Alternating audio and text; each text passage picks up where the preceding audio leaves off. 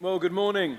We are carrying on our series in Isaiah. Last week, John spoke to us brilliantly on the suffering servant, the one who was foretold that would come and would suffer as a ransom for our sin, a ransom for our sake. And probably, as John said, probably one of the most famous Bible verses. Even if you don't know where it is in the Bible or what book it comes from, you've probably heard of the suffering servant. So what we're going to do now is we're going to skip over to Isaiah 55, and we're going to go straight in, and we're going to read Isaiah 55. So if you've got a Bible, turn to Isaiah 55 with me. We're going to read the whole chapter.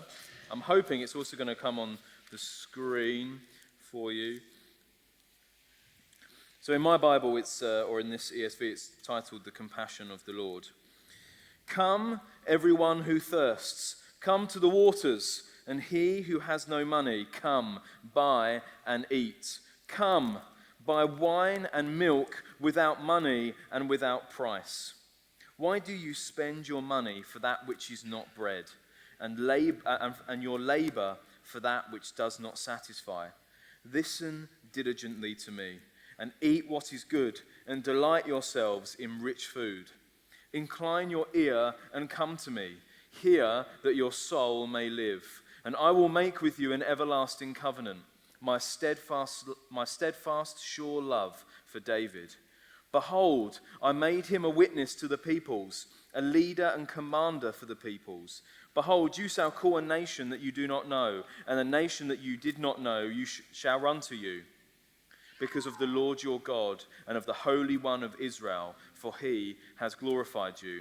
Seek the Lord while he may be found. Call upon him while he is near. Let the wicked forsake his way, and the unrighteous man his thoughts. Let him return to the Lord, that he may have compassion on him, and to our God, for he will abundantly pardon.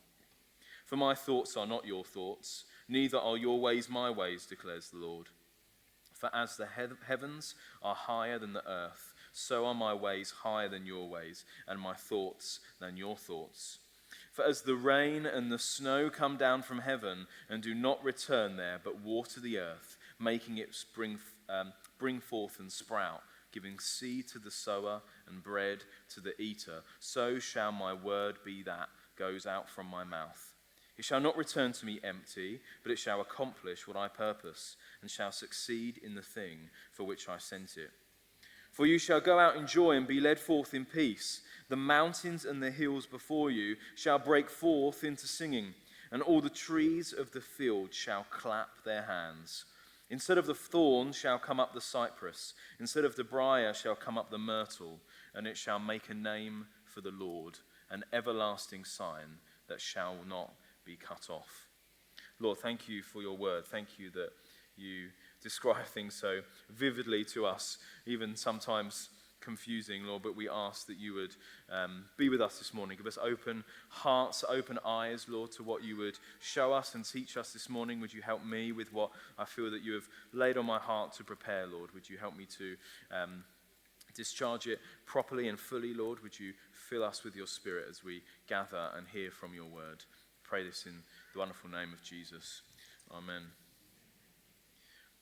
So God, in this passage, in this chapter, he's calling us to come to him now because time is running out, but his word will accomplish what it intends. So come to God now because time is running out, but what God is saying, he will accomplish. This passage starts with this call to come. Come and receive, even though you have nothing to give in return. We've been singing songs about coming to God, and we have nothing to give. Coming to God, we just come with ourselves. We just come as we are. And we say, God, I don't have anything. All I have is filthy rags. I don't have anything to offer you. This majestic, glorious, eternal God, I have nothing to bring. But you asked me to come, so I will come. Come to a God who can quench thirst and can feed the hungry. I think especially when it's hot weather, there's always a thirst, isn't there? There's always something that needs quenching. There's always dry mouth or need a drink. And I think Becca's out, but Becca always says that there's times where she needs a drink that she can drink and a drink that she can glug. Did anyone sort of get that? I don't always get that, but she said, I need a drink to drink and I need a drink to glug, right? There's this thirst that is almost sometimes in life, and I'm talking about physical, is unquenchable. And there's this unquenchable thirst that we have in us, in our soul, in our hearts, that can only be quenched by God. So God is saying, come, and I will quench that thirst. And there's a hunger in all of us, whether it be to achieve what we wanted to achieve, whether it be to accomplish things, whether it to be someone, to do something. And it always, at every turn throughout our lives, we're going to remain hungry. There's always going to be a hunger there, but God says, come, those who are hungry, and I will feed you, I will give you that which will satisfy. And why is God calling us to come? Why does God have to say, come? Come to me, even though you have nothing. Come to me, though you can't buy. Come to me. Why are we thirsty? Why are we hungry? What's happened? And it takes us back to the story of the Garden of Eden, created in perfection, Adam and Eve in perfection. The garden is perfect. Work in the garden, naming the animals, hanging out together, walking with the Lord in the cool of the day. Amazing. And then there's this introduction of sin. Eve and Adam eat of the apple, and sin comes into the world. And then every step after that, we have this bend towards sin. Every person born after Adam and Eve, there's this bend towards sin. It's our natural default is to bend towards sin, is to do the thing that isn't good, is to do the thing that is selfish, is to do the thing that is for us and not for others. We have this tendency then also to look in every other place for satisfaction, for gratification, for happiness apart from God. Adam and Eve had everything they needed in God. Everything they needed in the garden, everything they needed in God. They had this perfect relationship. I can't imagine what it really meant, but to walk with God in the cool of the day. They had this going for a stroll with God and being in this perfect communion with Him. And then sin comes, and then everything is then goes wrong. Everything is bent towards not wanting that. It's finding everything else, walking with everything else, apart from walking with God, looking for that satisfaction, gratification, the joy, happiness, looking for something to fill you that isn't God. And there's this, and the reason that we do that, the reason we seek these things, the reason we're hungry, the reason we thirst is because there's a void. That sin created this separation between us and God, and there's this void that needs to be filled. And we're separated from God because of our sin, because we pursue our selfish desires, and even after we come to faith, we still have this habit of bending towards sin, of bending towards selfishness, going to other things for satisfaction. Paul says, doesn't he, that I do what I don't want to do and I don't do what I do want to do. That he's saying, I want to do these things and I don't do them, and there's things that I don't want to do and I still do them. There's this constant battle between the flesh. And I can remember the time that I made the decision to follow God, or God found me, and I chose to respond to the gospel because my heart was changed. And I didn't grow up in a Christian home. My mum was baptized as a teenager, but has never really walked with God since. And I had this group of friends, and I'm sure lots of us have these sorts of groups where you're in the same nursery, you're in the same primary school, you went to the same secondary school, and now you might still talk to each other and hang out now. And I had one of those groups of friends, and as we got into secondary school, we just started doing things that you shouldn't really do, like hanging out and doing all-nighters on the streets, telling each other's mums you were staying at each other's houses, and things like, drawing on bus stops, and it's just silly things. And I could feel that I was going in a way, in a direction that I didn't like. And I felt this void. I felt something missing. I felt I have these friends, I know them, I guess I love them, I've known them for so long, and yet nothing is really scratching that itch. Nothing is filling this thing that I think is missing in my life. And there was a moment that I knew that could be Jesus. And I was serving at this Easter camp thing where they got loads of kids and they sent them out and cleaned up graffiti, ironically. Cleaned up graffiti, went and helped old ladies tend to their back garden and litter picking, all that sort of stuff. And there was this lady called Jules from Northern Ireland, and she was starting to speak about her testimony. Every day we went, someone would bring their testimony. And she started talking about growing up and having lots of friends and being seemingly happy, but then started to speak about there was this void in my life. There was something that I felt was missing. And I thought, that's me. That's how I feel. And so many of us struggle with this. So many struggle with not belonging, not having this thing to sort of grab onto. We feel that there's this void and something missing, and this unexplainable feelings have failed. Money, whether it's sex, whether it's things, whether it's drugs, material things, accomplishments, it all fails to fill this void. And we all come to a point in our lives, whether it's early, whether it's late, where we realize we don't have it all sussed out and there's something broken. And there's this longing, this thirst, this striving, this searching for something that we cannot name. And when I was 14, thankfully, I was able to name it. I heard the gospel and I responded, and it filled that thing, the void that I'd been searching for. God has been calling all along.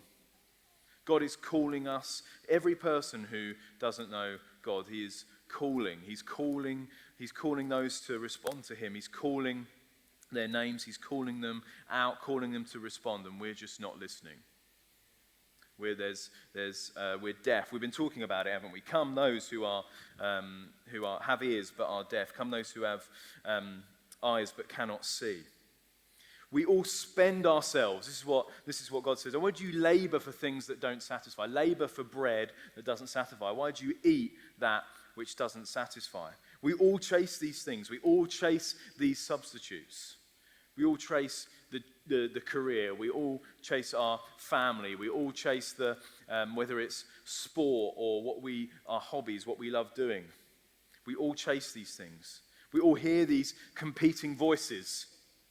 We all have periods of our lives chasing which cannot satisfy. I got saved when I was 14, and I moved abroad when I was 15. And so I went to church for about a year, and then when I moved abroad, I just didn't go to church. It was always one of those things, we'll go and visit a church this Sunday, and this Sunday. It's into 3 years before God got hold of me again. And I was pursuing everything else apart from God. Everything that could satisfy my mind and my body and my desires, following those things until not listening to God until finally God broke through. We listen to the world and what it tempts us with, whether it flicks up on social media, whether it's ads on the TV. We listen, or whether it's the whisper of the enemy, we listen to things that cloud our judgment. We listen to things that say, it might be better if I did this. It's a really hot day today, let's go to the beach, right? It's you don't need to, don't worry about that alarm and your quiet time, have a lay-in sort of thing. Lay-ins aren't bad, but you know what I mean. It's like, put those things aside. We pursue the world and what it tempts us with. And I think some of those things are rooted in how we feel, in our insecurities when we seek attention or we seek the approval of others. I think that's something I struggle with a little bit, right? I'm sorry if you've ever given me a compliment, but I struggle with compliments. It makes me feel uncomfortable. I don't know how to respond.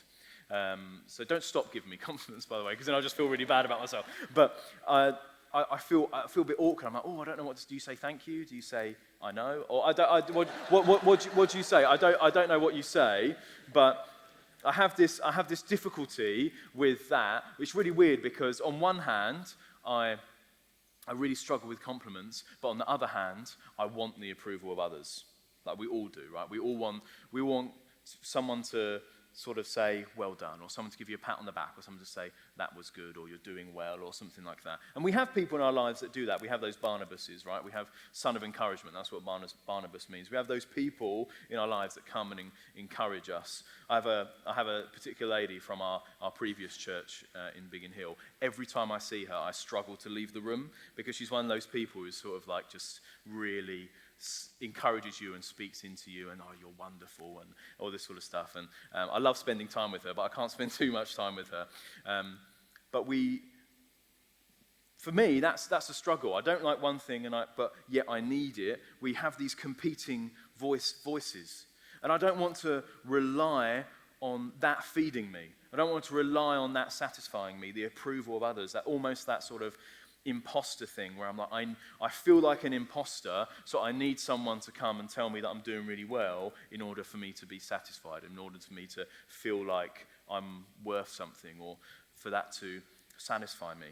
And it comes from a place of insecurity. I mean, we all have this insecurity for something in our lives, and that we feel like if we don't recognize that or get that praise or feel that missing thing or feel that void, others might realize that we're not who we say we are, that we don't meet up to expectations. That's certainly my feeling, is that I think, if I don't get that approval, then are people going to think that I'm not doing very well, I'm not doing what I should be doing. And into that place of angst, into that place of fear and hunger and thirst. So God says, come and gather, come here, come and eat, come and drink, come and be satisfied, come and have rich food. Don't waste your labor, don't waste your money on things that can't satisfy you. Come. And he says, come, and then he speaks. Again, God speaks into that place of hunger, of thirst, of guilt, of shame, of feeling that you don't measure up, of needing this and that to satisfy you. And God initiates that invitation to us. Okay, God is the one who says, come. We don't ask God if we can come, right? He says, come to me. Jesus says it himself, doesn't he, in Matthew 10, I think it is, come to me, all who are weary and heavy burdened. Right, I will give you rest. There's this call from God to come.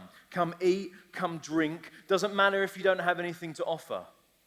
None of us have anything to offer God. Everything that we have, everything that we're good at, everything that we could serve God with has been given to us first by God.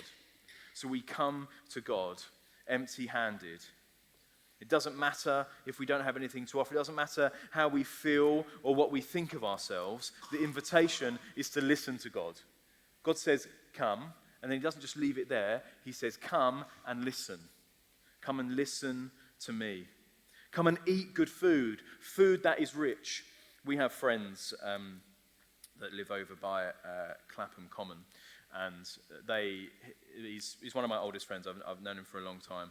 He cooks very well, and it's very rich food, and it's very good. It's very good. Each time we go there, we know that we're going to get a good meal, because it's just good stuff.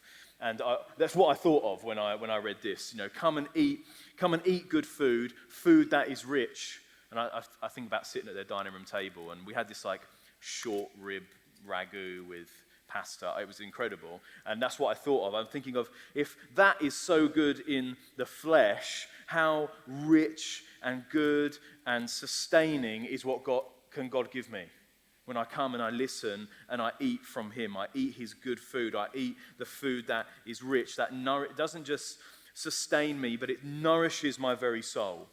It's not just food that comes and fills you up for a little while, and then you think, I could really do with a cheeseburger on the way home. You eat from God, and it satisfies, it sustains. There is something that it satisfies your innermost being. It satisfies your soul. It's food, God says, that you will delight in. How many times do you read the word and you go, that is great.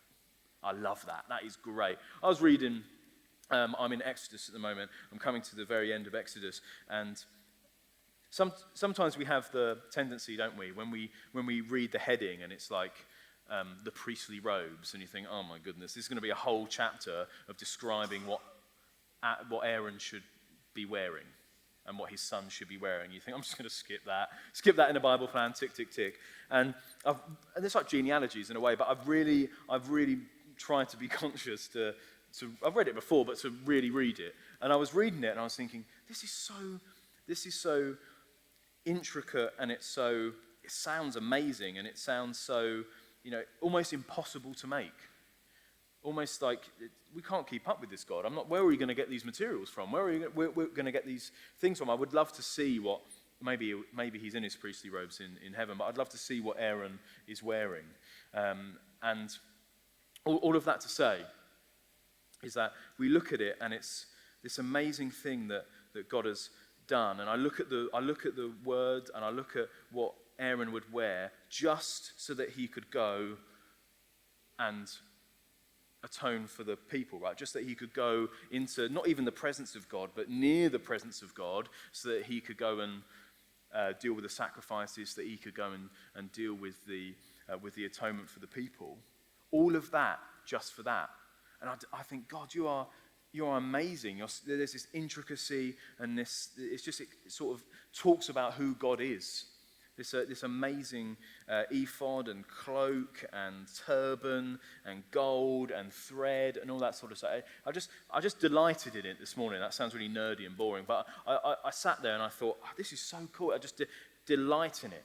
And do you ever eat? It's like eating something and thinking, this is incredible. God is saying that the food that he gives is rich, it sustains, it nourishes, and it's food you will delight in. Wish I would delight in my Bible more. I wish I would delight more in what God speaks to me about. And it's abundant. Like I was saying, it's not just the scraps. It's not you eat it and you feel hungry again. It's abundant. It's not the scraps that the world gives, right?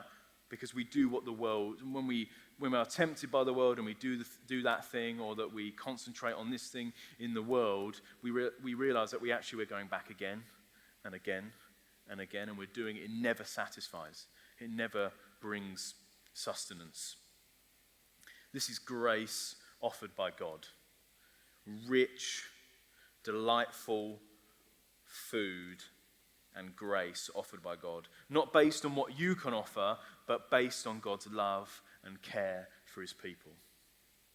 In chapter 54, God reiterates this. This is the covenant he has with his people. He reiterates the covenant, this relationship that we ultimately will see the promises of God realized and Israel triumph over his enemies. He's reiterating this covenant. Come to me, come and listen. This is what's in store. Come and listen and have your fill, be satisfied, be delighted. This is happening for you. Might not be now, might not be in your lifetime, but this is happening for my people. And it's an open invitation from God, right? Come and hear, come and eat, come and drink. It's an open invitation, but it is time limited, right? There is an expiry date to this gospel. Okay? It's an expiry date. Either you die or Jesus comes again. That's the expiry date that is on the gospel. There's an urgency to the gospel. We were talking in our eldership meeting on Thursday about the European conference that John and I and Becca were at last week for our family churches in Birmingham. And Steve Oliver was talking from Romans 13 and about Paul's letter, and he says, it is later than it has ever been before.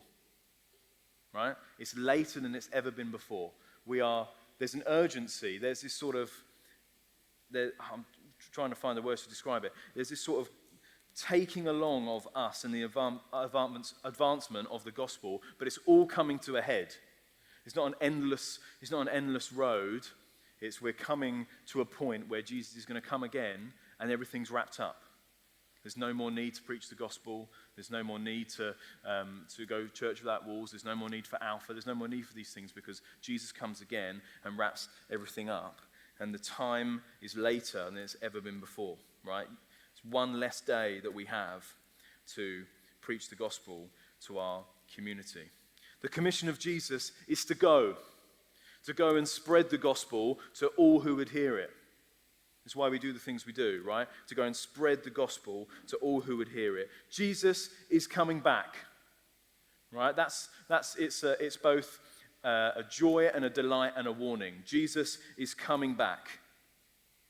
We don't know when, but it's literally life and death, right? It's literally a difference between eternal salvation and eternal judgment. I feel the urgency. I don't feel it enough, but I feel the urgency to ensure my loved ones know about Jesus, to do everything I can to talk to my friends who don't know Jesus, talk to my family who don't know Jesus, because I know it's urgent, they don't. They might not have any idea that there's any sort of urgency, because in their minds it's not real, or it's not for them, it's not their cup of tea. There's an urgency to preaching the gospel. There's an urgency to evangelism. There's an urgency to see that our community and our nation and the nations of the world know about Jesus.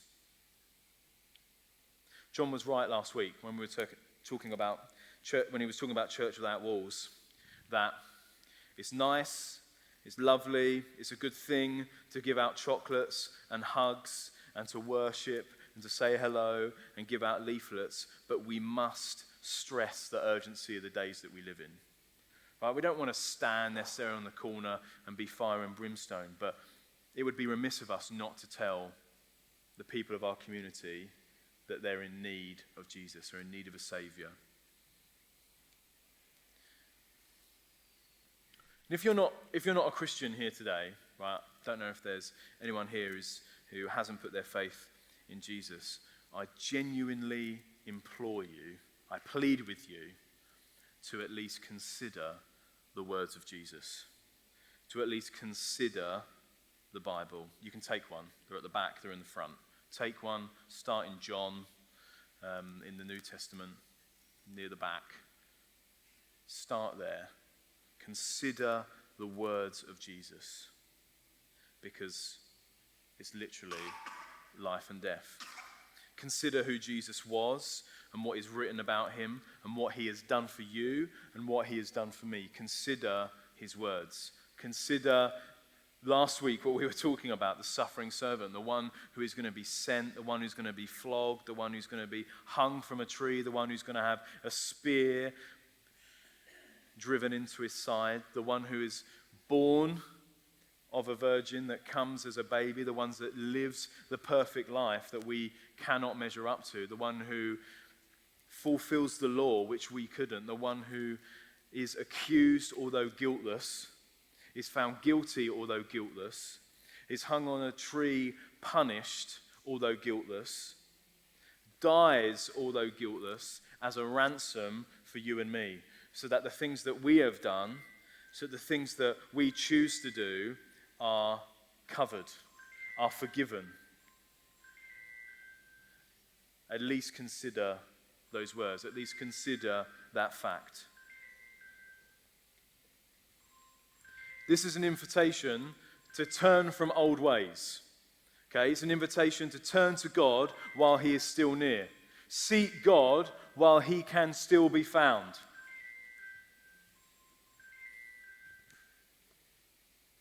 I'm going to deal with that.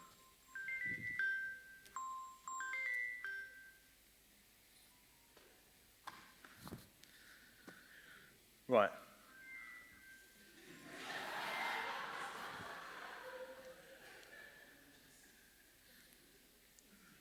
Oh, it's yours. Okay. That's okay. It's fine. I'll just get into the bit. You are forgiven. It's fine. So this is an invitation to turn from old ways. Okay. Seek the Lord while he can still be found. Expiration date. Right? It's not seek the Lord whenever you like. It's not seek the Lord when it's good for you. It's seek the Lord while he can still be found, because there is an expiration date. There is a date where Jesus is coming again, and that invitation is closed. Okay? You ever get a wedding invitation? Well, it's going to be a wedding, but you ever get a wedding invitation where it's RSVP by this date? right? No one ever listens to it. No one ever listens to the date. They just WhatsApp and say, oh, it's been on the fridge for ages. I'm sorry that I didn't get back to you, but we're coming. There's an RSVP, okay? And it's solid, okay? It's a solid one. Once he comes through the clouds, once the trumpets sound, it's too late. Because there's coming a day where the option to turn will be no longer. The invitation to turn to the one who invites us to drink and for the thirst to be quenched, to come and eat and be satisfied. The God who is merciful and what this passage said will freely pardon, abundantly pardon. What a God. There's a time where that invitation to come will cease. I look at my life and the things that I've done, the things that I've said, the things that I still do, and I look at this verse, a God who will abundantly, who will freely pardon. What grace? Why do I deserve that? Grace on top of grace. We've been singing it, right?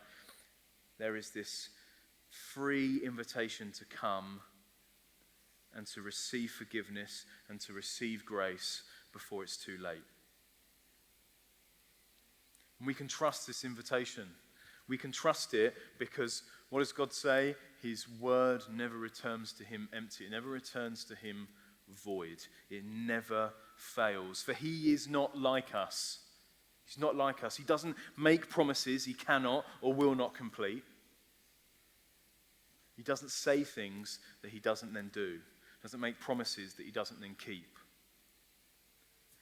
But God often moves slower than we want to or expect. I'm sure the people of Israel thought when God said, you're going to be redeemed, you're going to be in this land, the Redeemer's coming, everything's going to be, the mountains are going to clap and all this sort of stuff. They thought, great, when's it coming? When's it coming? Is it tonight?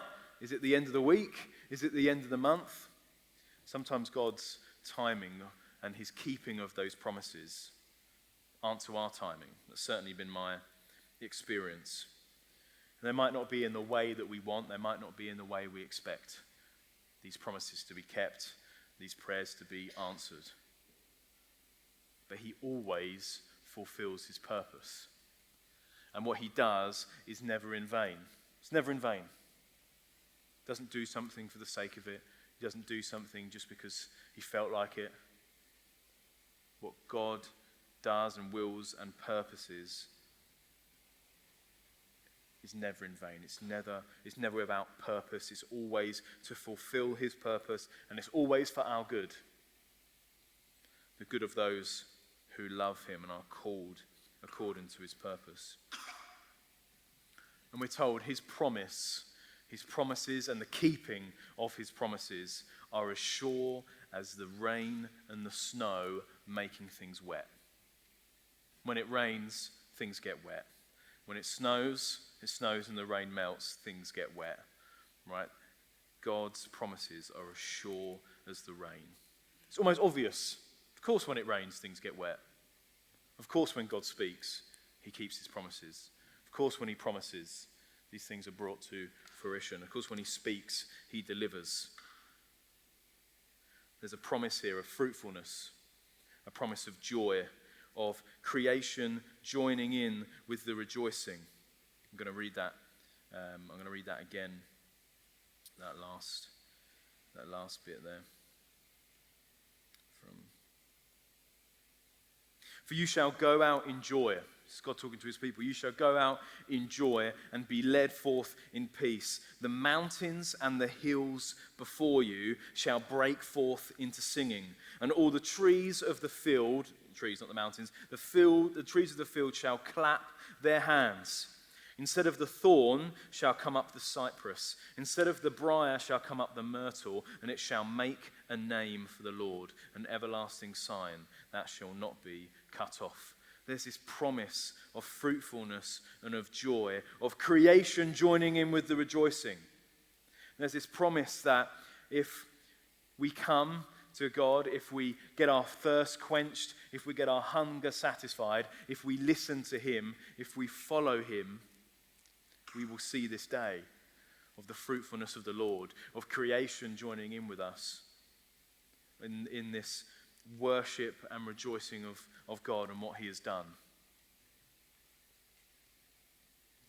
And what I'd love us to take away from this morning is we've talked about a God who calls us to come, who calls us to listen, who calls us to seek him while he still can be found, and one to trust him. We're going to respond.